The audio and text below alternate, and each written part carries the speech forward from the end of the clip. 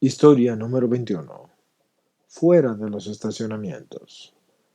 Yo empecé tarde con mi adicción sexual y sin embargo una vez que empecé, recuperé terreno fácilmente. No me gusta pasar mucho tiempo pensando en mis padres o en cómo crecí. Si les puedo decir que crecí en un barrio de clase obrera en la costa este de Estados Unidos, es suficiente. Mi madre era una alcohólica mezquina y abusiva cuya enfermedad se agravó con los años hasta que al fin la mató. Habíamos tenido una relación hasta cierto punto cercana, pero después su alcoholismo creó una brecha en nuestra relación.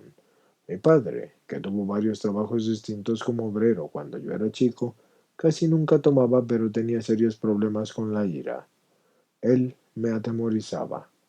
Más tarde en mi vida, me pasé mucho tiempo tratando de que mi padre, en la persona de los hombres que se le parecían, me quisiera.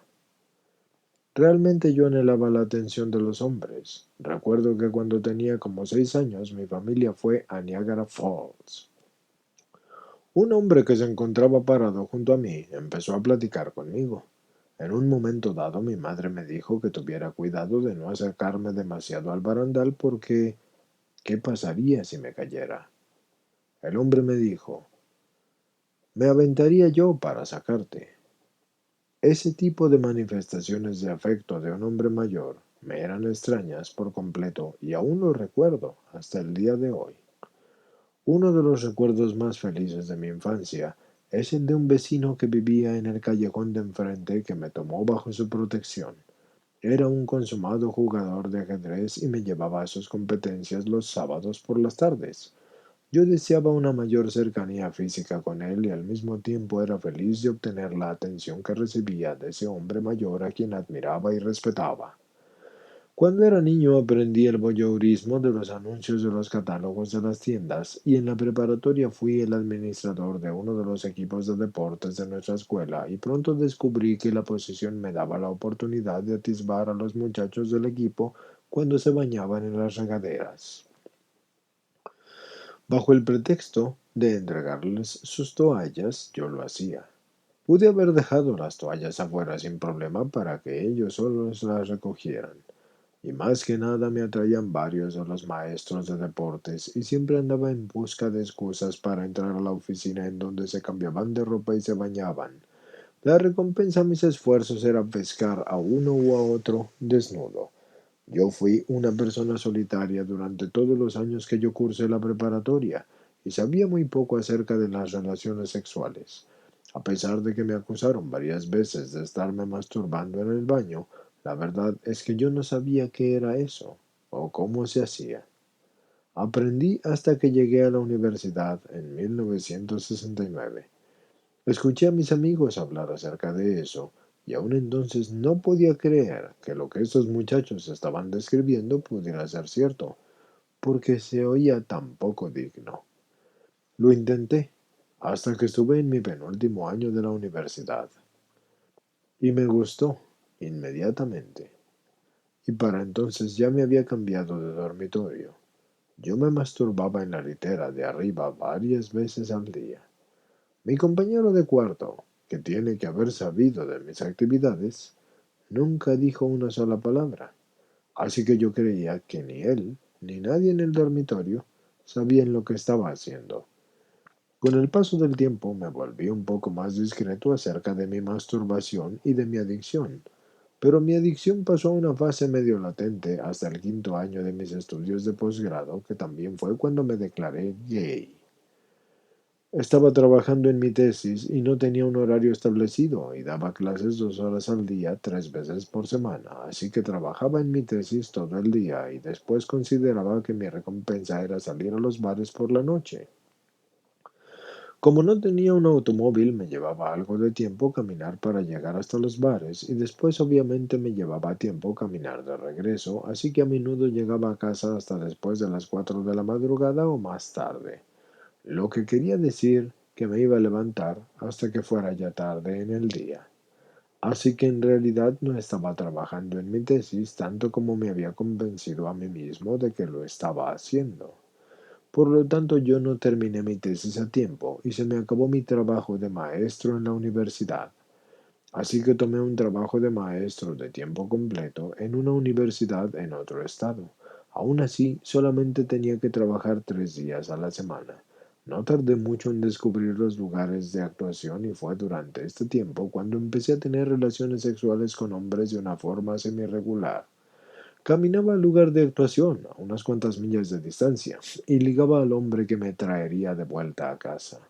Teníamos relaciones sexuales y después ellos salían corriendo por la puerta. Muchos de estos tipos les habían dicho a sus esposas que iban a comprar el mandado o algo parecido. Así que entre eso y la vergüenza que yo me imagino que sentían, no había tiempo de intercambiar saludos antes o después de haber tenido relaciones sexuales. Así que también empecé a asistir a una iglesia local los domingos y los miércoles por las noches. Había una familia que iba por mí y que me recogía para llevarme a la iglesia y yo participaba en la rutina de familia cuando estaba con ellos. Así que estaba llevando una verdadera doble vida. Mi momento más vergonzoso ese año sucedió después de que al fin me compré un automóvil. Yo manejé hasta el lugar local para actuar y ligué a un hombre que resultó ser alumno de la universidad en donde yo daba clases. Quería que le diera sexo oral y no lo hice, aunque la vergüenza era casi tan grande como si sí lo hubiera hecho. Mi trabajo en esa universidad duró solamente un año y pudo haber durado más tiempo puesto que todavía había una vacante que yo pude haber ocupado. Pero no me pidieron que me quedara. Siempre tuve la sospecha de que varios alumnos me habían visto acudir al bar de homosexuales y que habían ido a contarle al rector de la universidad que también era un ministro para una iglesia conservadora de la ciudad. En el otoño de 1979 regresé a la ciudad en donde había cursado mi posgrado con mi tesis aún sin terminar. Conseguí un trabajo de tiempo completo y por las noches estaba más interesado en ir a los bares que en trabajar en mi tesis.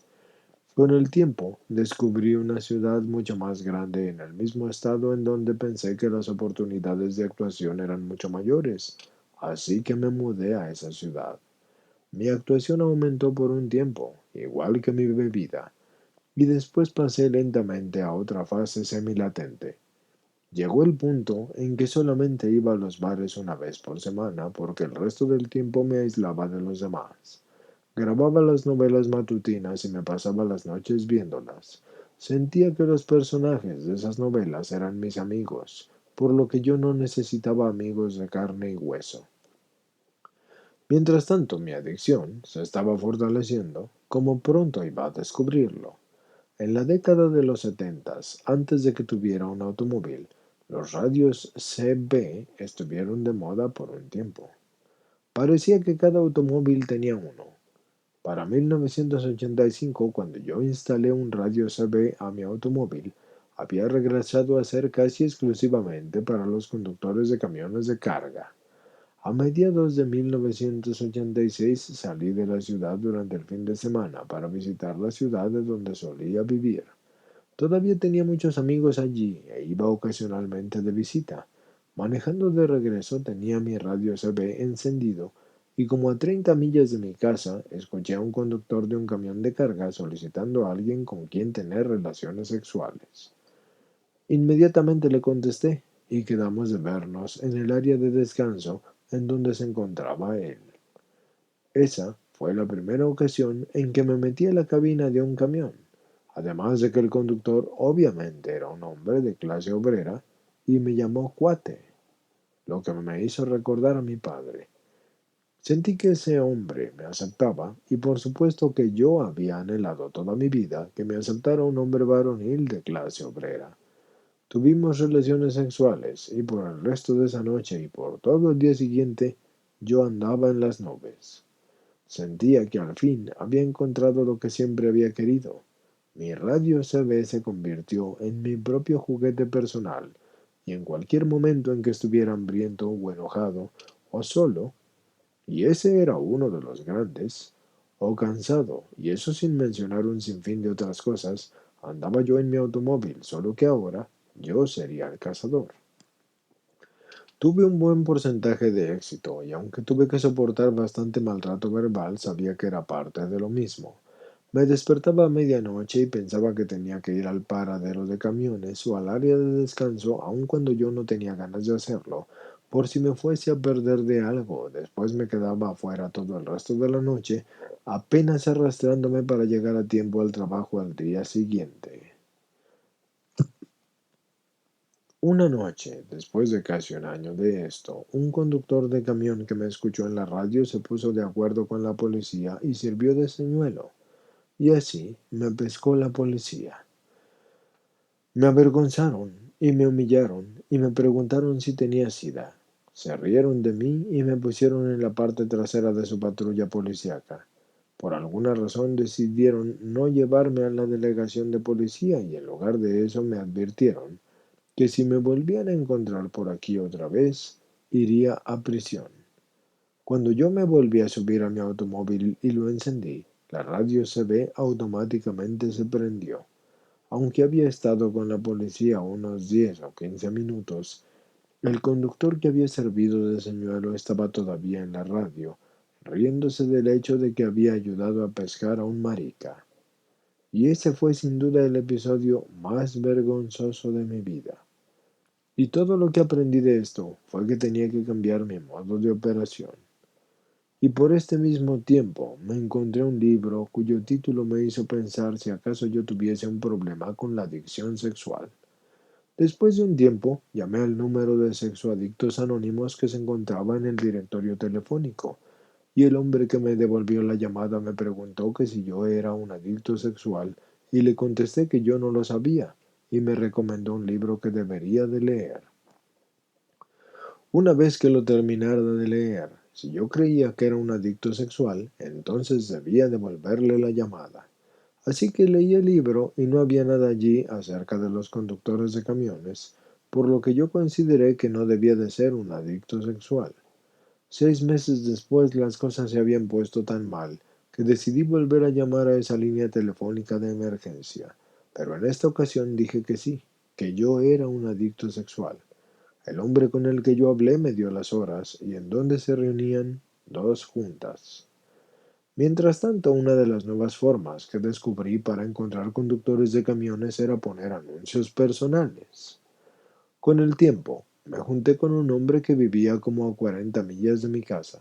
Fui a su casa, lleno de emoción. Usé todo mi repertorio sexual con ese hombre, tratando de atraparlo.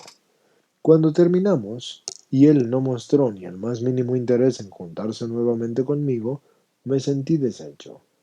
Y en ese entonces fue que yo decidí que más valía que asistiera a una junta. Eso fue en abril de 1991. Permanecí en SAA por unos cuantos meses y las cosas marcharon bien, hasta que llevé a cabo un primer paso formal ante el grupo. Todos en el grupo aplaudieron cuando terminé, menos un hombre. Y por supuesto que él fue en quien yo centré mi atención. Ese hombre se me acercó después de la junta y me dijo que no hablamos de nuestros padres en las juntas, además de otras cosas que me desanimaron. Creyendo en la evaluación de ese hombre, de que yo no era un adicto sexual y de que no pertenecía allí, me alejé de ese AA por aproximadamente un año. Durante ese año mi vida se volvió mucho peor. En una ocasión le di un aventón a un hombre en el paradero de camiones y lo llevé a casa conmigo. Después de una noche de relaciones sexuales, yo me había convencido de que íbamos a estar juntos para siempre. Me dejó unos días después, mientras me encontraba en el trabajo. Se llevó aproximadamente $600 de mis objetos personales con él. En realidad me sentí violado por este robo. Mi respuesta, después de pasar un sábado reponiendo todo lo que él se había llevado, fue regresar al paradero de camiones mientras que me decía a mí mismo, esto es todo lo que tengo, tiene que funcionar, a fuerzas tiene que funcionar. Así que fui más indiscreto que de costumbre esa noche y me detuvo un policía mientras que buscaba parejas sexuales en el estacionamiento. Yo mentí acerca de por qué me encontraba allí e investigó mis datos por computadora, pero no encontró nada. Así que me dejó ir y manejé aproximadamente las 50 millas de regreso a casa. Eso era el colmo.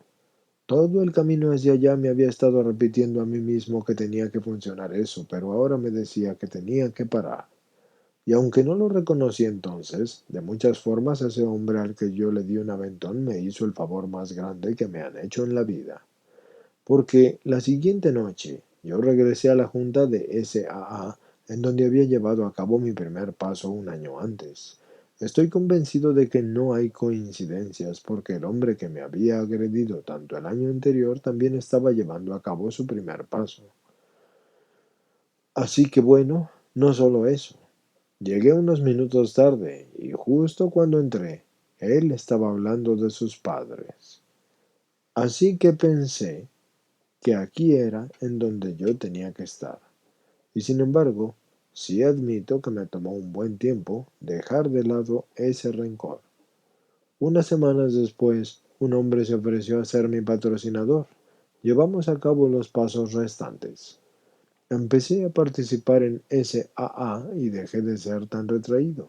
Por varios años consecutivos invité a mi casa en el Día de Acción de Gracias y de Navidad a aquellos miembros de SAA que decidían pasar las vacaciones con otros adictos sexuales en recuperación. Había llevado a cabo mis pasos y las cosas marchaban bastante bien, y de hecho mucho mejor de lo que habían marchado por mucho tiempo. Hasta recuerdo el día en que me subí a mi automóvil para manejar a un paradero de camiones y me di la vuelta y regresé a casa después de decidir en el camino que en realidad yo no quería hacer eso. Aún así, había llegado hasta un cierto punto en mi recuperación y parecía no poder avanzar más allá de ese punto. Estaría bien durante la semana, y ya tarde el viernes y el sábado en la noche iba a este bar para conductores de camiones, me tomaba unas cuantas cervezas y en ocasiones ligaba a un conductor o me ligaban a mí. La mayoría de esos hombres tenían habitaciones en el hotel en donde se encontraba el bar, y casi todos estos encuentros terminaron sin incidentes, aunque en un par de ocasiones, después de terminar el coito, el hombre se enojó y hasta amenazó con ponerse violento.